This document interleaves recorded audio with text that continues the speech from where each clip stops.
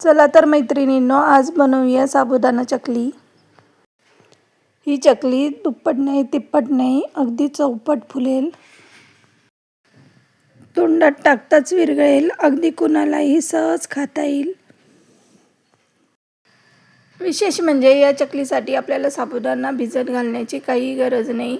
साबुदाणा आपल्याला अगदी अर्धा तासात या चकलीची सगळी रेसिपी पूर्ण होते।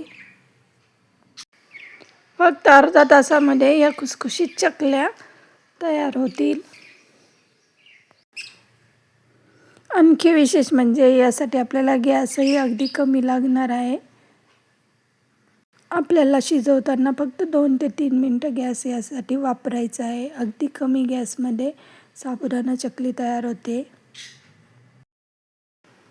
ही चकली करताना पाण्याचे किती प्रमाण वापरायचे, साबुदाण्याच्या किती पटीत आपल्याला पाणी घालायचे ते बघण्यासाठी व्हिडिओ अगदी व्यवस्थित शेवटपर्यंत सविस्तर बघा, म्हणजे तुमची चकली अजिबात चुकणार नाही।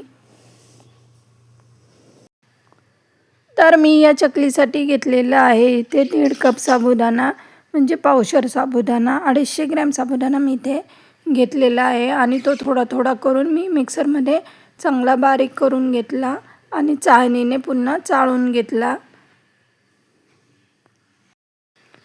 साबुदाणा व्यवस्थित चाळणीने चाळून घेतल्यामुळे जो जाड राहिलेला आहे तो आपल्याला बाजूला काढायचा आहे।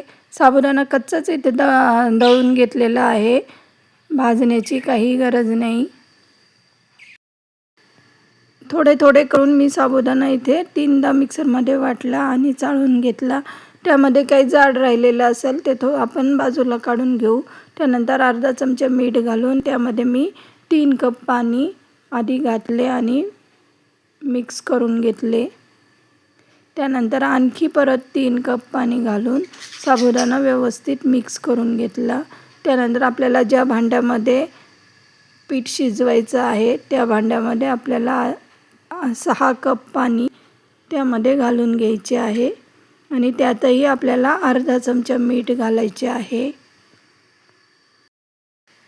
म्हणजे बघा, टोटल आपण 12 कप पाणी वापरले आहे।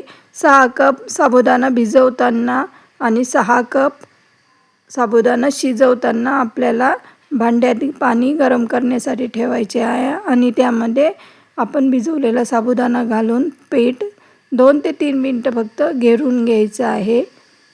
थोडं शिजत आल्यानंतर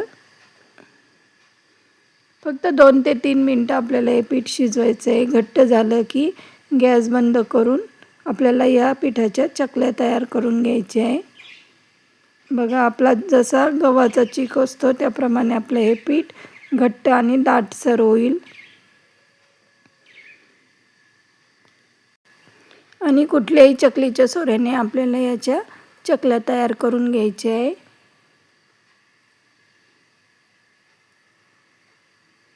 दोन ते 3 दिवसात उन्हात कडकडीत वाळवल्यानंतर अगदी मस्त वाळतात।